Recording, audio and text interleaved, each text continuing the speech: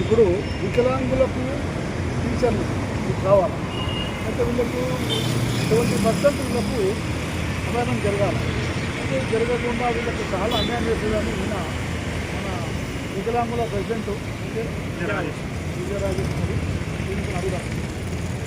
తెలంగాణ రాష్ట్రంలో రేవంత్ రెడ్డి గారు ముఖ్యమంత్రి అయిన దగ్గర నుంచి వికలాంగుల సమాజంపైన అడుగడుగున వివక్ష ప్రదర్శిస్తున్నారు ముఖ్యమంత్రి గారు.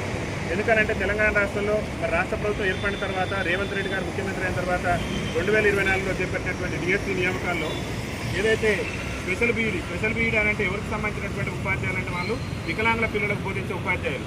ఈ వికలాంగుల పిల్లలకు బోధించేటటువంటి ఉపాధ్యాయ నియామకాలకు సంబంధించి సుప్రీంకోర్టు నిబంధనలు కానివ్వండి, అదేవిధంగా రజనీష్ కుమార్ జడ్జిమెంట్ కానివ్వండి ఏమని ఉన్నదంటే 100% రిక్రూట్మెంట్ చేయాలంటే 100% కూడా ఉద్యోగ నియామకాలు చేపట్టాలని చెప్పేసి సుప్రీంకోర్టు నిబంధనలు చెప్తున్నది, రజనీష్ కుమార్ గారు జడ్జిమెంట్ చెప్తున్నది. వేరే రాష్ట్రాలలో కూడా ఆ విధంగానే నియామకాలు జరుగుతున్నాయి.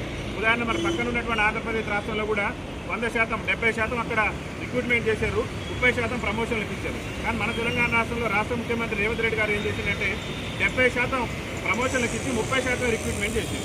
అంటే ఇక్కడ ఏమవుతుందంటే ఈ ఇట్లా రిక్రూట్మెంట్ అనేది 70% చేయాల్సిన దాన్ని 30% చేయడం వల్ల ఈ పాఠశాలల్లో ఎవరైతే విద్యావంతమైనటువంటి వికలాంగులు ఉన్నారో వాళ్ళకి సరైనటువంటి విద్యను అందేటటువంటి పరిస్థితి లేదు. కాబట్టి రాష్ట్ర ముఖ్యమంత్రి రేవంత్ రెడ్డి గారిని మేము ఒకటే విజ్ఞప్తి చేస్తున్నాం, దయచేసి మీరు 2024లో చేపట్టినటువంటి డిఎస్సీలో మెరిట్ స్కోర్ సాధించి ఎవరైతే స్పెషల్ బీఈడీ అభ్యర్థులు ఉన్నారో వారు మెరిట్ స్కోర్ ఉద్యోగం రావడానికి ఎంత స్కోర్ అయితే అవసరం ఉందో అంత స్కోర్ సాధించినప్పటికీ కూడా ప్రభుత్వం కుట్రపూరితంగా సుప్రీంకోర్టు నిబంధనలకు వ్యతిరేకంగా, అదేవిధంగా రజనీష్ కుమార్ జడ్జిమెంట్కు వ్యతిరేకంగా చేసినటువంటి 2016 వికలాంగుల హక్కుల చట్టానికి వ్యతిరేకంగా నిబంధనల ప్రకారాన్ని ఉల్లంఘించినటువంటి నేపథ్యంలో జరిగినటువంటి తప్పులో క్రమంగా ఉద్యోగ అవకాశం వచ్చి కూడా మెరిట్ స్కోర్ సాధించి కూడా నేటి వరకు కూడా విద్యార్థులు ఉద్యోగ అవకాశాలు పొందలేదు, ప్రభుత్వం నుంచి ఉద్యోగ నియామక పత్రాలు అందలేదు. కాబట్టి రాష్ట్ర ముఖ్యమంత్రి రేవంత్ రెడ్డి గారిని ఒకటే విజ్ఞప్తి చేస్తున్నాం మేము, ఇవాళ దయచేసి రాష్ట్ర ప్రభుత్వం రాష్ట్ర ముఖ్యమంత్రి గారు 2024 డిఎస్సీలో క్వాలిఫై ఉన్నటువంటి స్పెషల్ బీఈడీ అభ్యర్థులు ఎవరైతే ఉన్నారో వాళ్ళందరికీ కూడా ఉద్యోగ నియామక పత్రాలు అందజేసి వాళ్ళకు ఉద్యోగ అవకాశాలు ఇవ్వాలని చెప్పేసి మా భారత వికలాంగుల హక్కుల పరిరక్షణ సమితి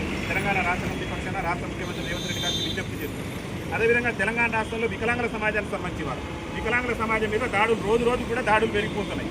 ఇవాళ సాక్షాత్తు ఒక జిల్లా కలెక్టర్ ముందు జగిత్యాల జిల్లాలో ఒక దారుణమైనటువంటి ఘటన, తన ఇంటి సమస్య చెప్పుకునేందుకు వెళ్ళినటువంటి ఒక వికలాంగుడిని జిల్లా కలెక్టర్ ముందల్ల జిల్లా కలెక్టర్ గారి దగ్గర గోడు చెప్పుకుందానని పోతే ఆ గోడు వెనకపోక కలెక్టర్ గారు పోలీసు వాళ్ళతోని ఇలా లాక్కుంటూ ఈడ్చుకుంటూ వెళ్ళేటటువంటి పరిస్థితి రాష్ట్రంలో దాపరించింది.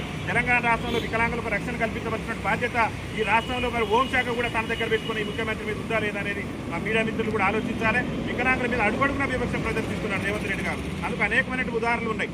రేవంత్ రెడ్డి ప్రభుత్వంలో రేవంత్ రెడ్డి గారు అధికారంలో రాకముందు మాకు ఏం చెప్పినట్టే ఉపదంపుడు ఉపన్యాసాలు కాంగ్రెస్ పార్టీ మేనిఫెస్టోలు కూడా ఏం చెప్పినట్టు వాళ్ళు మా కాంగ్రెస్ పార్టీ అధికారంలోకి వస్తే వికలాంగుల అట్రాసిటీ చట్టాన్ని రాష్ట్రంలో సమర్థవంతంగా అమలు చేస్తాం. తెలంగాణ రాష్ట్రంలో కాంగ్రెస్ పార్టీ అధికారంలోకి వస్తే వికలాంగుల అట్రాసిటీ చట్టాన్ని అమలు చేస్తాం కాబట్టి మీరు అందరూ మాకు ఓట్లు వేయండి అన్నారు.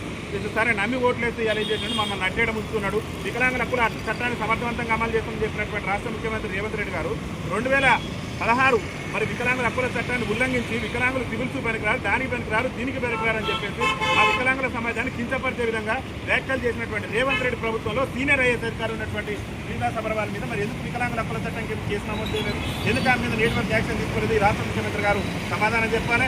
ఇవాళ జగిత్యాలలో జరిగినటువంటి ఘటన ఏదైతుందో నిన్న జగిత్యాల ఘటన మీద రాష్ట్ర ముఖ్యమంత్రి స్పందించాలి. దాని మీద రాష్ట్ర ముఖ్యమంత్రి గారు మాట్లాడాలి. ఇలా మా అడ్డు లక్ష్మణ్ గారు చెప్తున్నారు వికలాంగుల సంక్షేమ శాఖ మంత్రి, ఆ వికలాంగుడిని కలవండి, పరామర్శించండి అని ఆర్టీఓలకు ఆదేశాలు ఇస్తారట. అంటే వికలాంగుడిని కించపరిచి వికలాంగుల హక్కుల చట్టాన్ని ఉల్లంఘించిన జగిత్యాల జిల్లా కలెక్టర్ని సస్పెండ్ చేయించే బాధ్యత మీ మీద లేదా? అబ్దుల్ లక్ష్మణ్ గారిని మేము ప్రశ్నిస్తున్న భారత వికలాంగుల హక్కుల పరిరక్షణ సమితి రాష్ట్ర కమిటీ పక్షాన మేము రాష్ట్ర మంత్రి వికలాంగుల మంత్రి ప్రశ్నిస్తున్నాం. వికలాంగుడిని కించపరిచే విధంగా కళ్ళ ముందల వికలాంగుడిని పోలీసు ఆయన లాక్కుంటా పోతుంటే చూసినటువంటి కలెక్టర్ స్పందించలేదంటే వికలాంగుల పట్ల వివక్ష ప్రదర్శించినట్టు స్వచ్ఛం కనపడుతుంది కదా.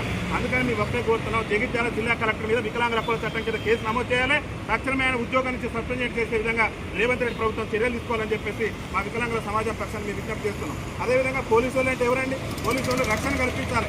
రక్షణ కల్పించి వికలాంగులు అంటే ఇంకా వెహికల్తో బాధపడే వాళ్ళం మాకు స్పెషల్గా రక్షణ ఇచ్చేటట్టు ప్రభుత్వం ఉండాలి, పోలీసు యంత్రాంగం ఉండాలి. పోలీసులు మమ్మల్ని వీడ్చుకెళ్తే మా బతుకులు అంటే తెలంగాణ రాష్ట్రంలో వికలాంగులకు రక్షణ లేదా? వికలాంగుల మీద పోలీసులు దాడులు చేస్తారా? వికలాంగ సమస్యలు చెప్పుకున్నానని బోర్డు చెప్పుకున్నానని చెప్పేసి ప్రజాపాలనకు వస్తే ప్రజాపాలనని గొప్పలు చెప్పుకుని రాష్ట్ర ముఖ్యమంత్రి ప్రజాపాలనలో వికలాంగులు వీడ్చుకోలేమని చెప్పాడు. ఆ పోలీసు వాళ్ళకి ఆదేశాలు ఇచ్చింది రాష్ట్ర ముఖ్యమంత్రి గారు. అందుకని అడుగుతున్నాం, మేము జగిత్యాల జిల్లాలో వికలాంగులు తీసుకెళ్ళినటువంటి పోలీస్ కానిస్టేబుల్ వెంటనే సస్పెండ్ చేయాలి.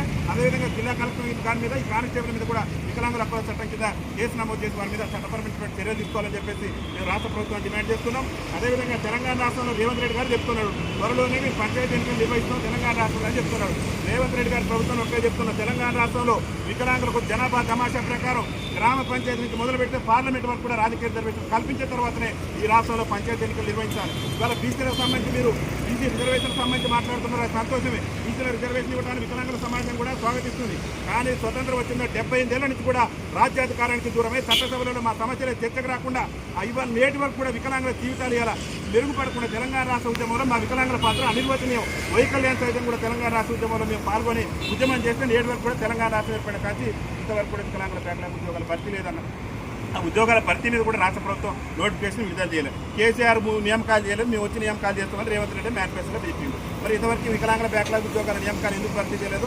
రేవంత్ రెడ్డి గారు సమాధానం చెప్పాలి. అడుగడుగున వివక్ష ప్రదర్శిస్తున్నాడు. రేవంత్ రెడ్డి గారు చెప్పిన ఆర్టీసీలో మా కాంగ్రెస్ పార్టీ అధికారంలోకి వస్తే వాళ్ళ అభయాస్త్ర మేనిఫెస్టోలో 29 అంశాలు కాంగ్రెస్ పార్టీ అధికారంలోకి వస్తే ఆర్టీసీలో వికలాంగులకు 100% ఉచిత రవాణా సౌకర్యం కల్పిస్తామని చెప్పిండు.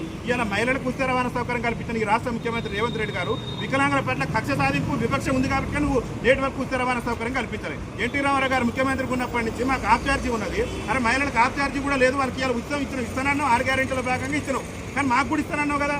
మరి మాకు ఇస్తానన్నాడు, మాకెందుకు ఎప్పటి నుంచో ఎన్టీ రామారావు ప్రభుత్వం నుంచి ఆఫ్ ఛార్జ్ ఉన్న వాళ్ళకేమో ఫ్రీ చేయడం నీకు చేత కాకుండా సకలాంగులకు ఇచ్చిన సంతోషం, మా మహిళా అక్కలకు మా మహిళా చెల్లెలకు ఇచ్చిన సంతోషపడుతున్నారు రేవంత్ రెడ్డి గారు. కానీ అంతకంటే వివక్షకు గురైనటువంటి సామాజిక వర్గం వికలాంగుల సామాజిక వర్గం చాలని పింఛన్లతో దుర్పరిచిత బతుకు జీవుడు అంటూ కాలం వెళ్ళదీస్తున్నారు రేవంత్ రెడ్డి గారు ఈ రాష్ట్రంలో. మేము దయచేసి వికలాంగులకు మీ కాంగ్రెస్ పార్టీ ఎన్నికల మేనిఫెస్టోలో చెప్పిన విధంగా ఆర్టీసీలో 100% ఉచిత రవాణా సౌకర్యం కల్పించాలి. ఇంకొక ప్రధాన డిమాండ్ కూడా రాష్ట్ర ప్రభుత్వం మేము విజ్ఞప్తి చేస్తున్నాం.